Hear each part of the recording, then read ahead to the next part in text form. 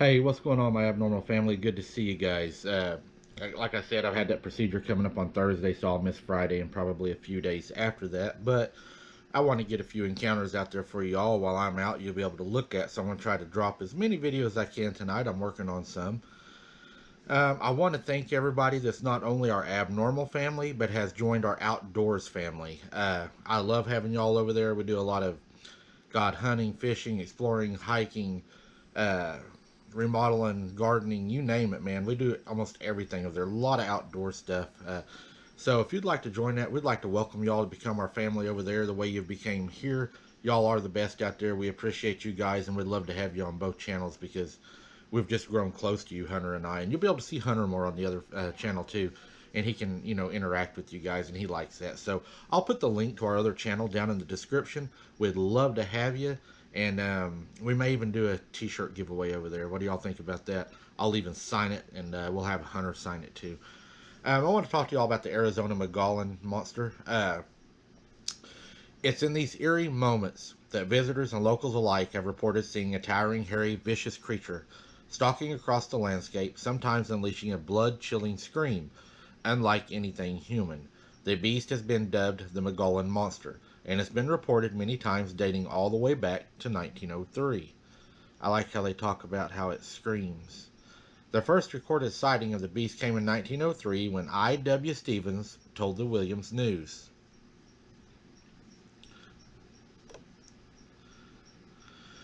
He says, I saw a man with long white hair and a matted beard that reached his knees. He wore no clothing, and upon his talon-like fingers were claws at least 2 inches long. A goat of gray hair nearly covered his body, with here and there a patch of dirty skin showing. Tell me that would not be scary to see in the woods. That's like a crazy man kind of a looking thing. Stephen goes on to describe the creature's face, which he called a horror, noting it was seared and burned brown by the sun, with fiery green eyes. Stevens reported he was charged by the beast, who wielded a large club and was ready to fire at it, when it stopped short of mauling him. Distracted by the mountain lion on the ledge above, Stevens said he shot the mountain lion, leaving behind 2 cubs. But the strange creature had ran away as he fired. As Stephen retreated and made his way back to the boat, he said he noticed the creature had returned and was making a meal, oh man, out of the 3 mountain lions.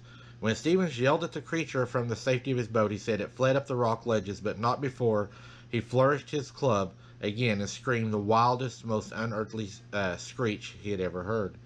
In Cedar, Colorado, a hunter returned to his camp and subsequently home, where he speculated on the origin of the wild man in the rocks, as he put it. Stevens told the news traditional records that years ago hostile Indians captured 3 men, bound them to logs far up the canyon, and cast them adrift upon the rolling river. And maybe this creature is one of the unfortunate men who by chance freed himself and escaped death, but went insane by his awful experience.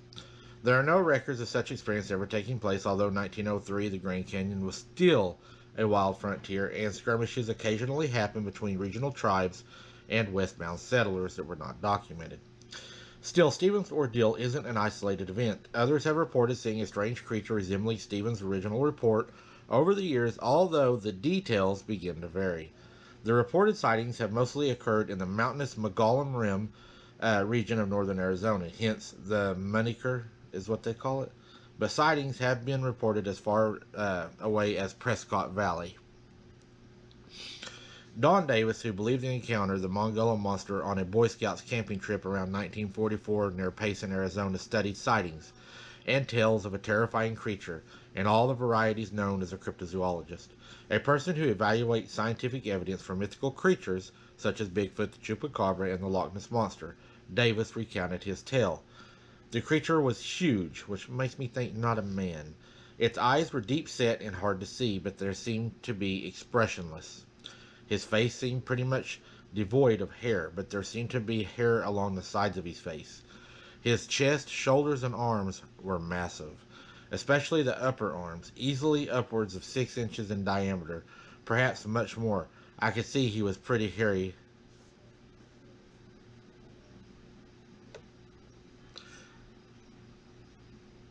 I'm sorry, guys. It wasn't 6 inches. It was 16 inches. That would be a small arm. Uh, but I didn't observe how thick the body hair was. The face head, he said, was very square, square sides, and squared up the chin, like a box. Of course, these things are decades old before the power of the internet placed evidence against the existence of such creatures in the hands of the average Joe, hiking boots, or camping experience necessary.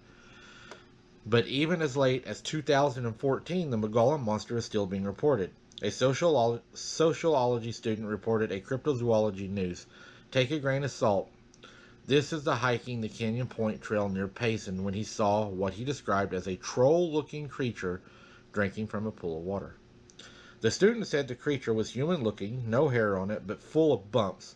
The eyes were kind of brownish red, thick, big red nose, small lips, no expression on its face at all. It then took off running like a person. The mogollon monster ran across many accounts as either a large human-sized having green or red eyes covered in white, gray, or black hair. Its origins are unknown. Although visitors, residents, researchers seem to agree something slightly inhuman may be wandering amongst the Ponderosa pines of northern Arizona. This made me wonder if they didn't encounter two different creatures, possibly a troll, a gnome, some kind of smaller creature, and then you had the Bigfoot up in there, possible feral man. I don't think feral man because of how large they described it as being. But that sounds like a really hot spot, and I was wondering if anybody's been up around that area, and if y'all have had any encounters. I'd love to hear them in that area, guys. I hope you enjoyed this one. I wanted to get a video out to you guys. As always, it's good seeing you guys, and I'll for sure look for you guys on the other channel. I'll check it and welcome everybody in. Like I said, the link will be in the description. Thank you all so very much. We'll see you on the next one. Keep your head on a swivel, and for sure, don't be something's dinner.